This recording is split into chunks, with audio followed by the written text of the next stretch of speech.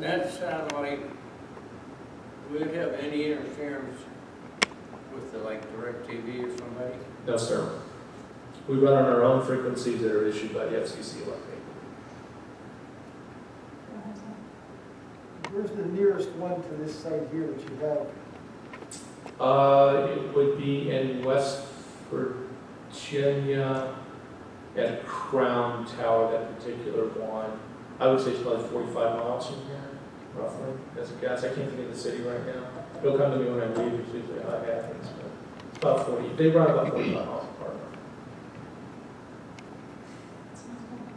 Any other questions? What is the monthly average cost for a resident? It depends on the plan.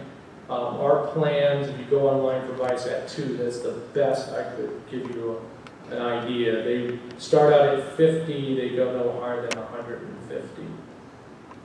Tends to be the range of depending how much bandwidth you want and things of that nature.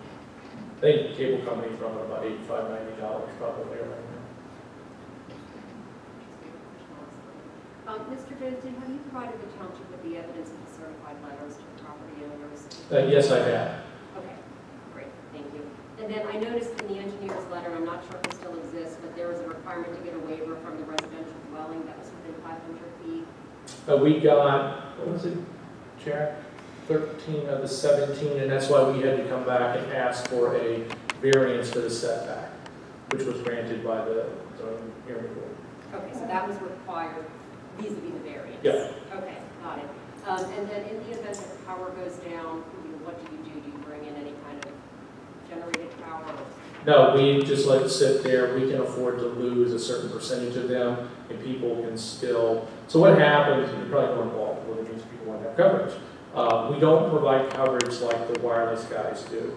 So what happens is, let's say this one went down, and let's say 1,000 people around here were using it.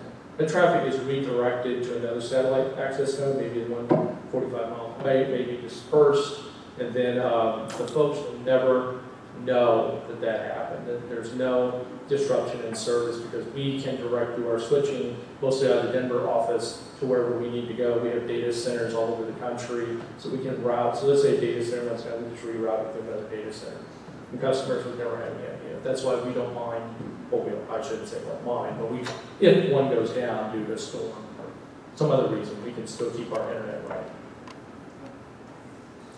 Any other questions? Any questions from the audience?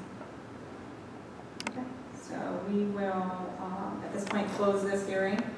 And then it is on our agenda for our 7 o'clock board meeting this evening.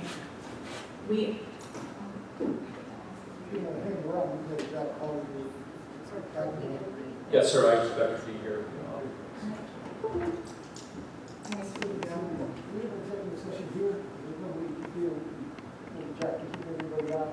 Well, that's what I was just saying to her, yeah. So at this point, unfortunately, we're going to ask everyone that's in the room to go into generations, which is our room off to the left, because we are going to have our executive session in here this evening.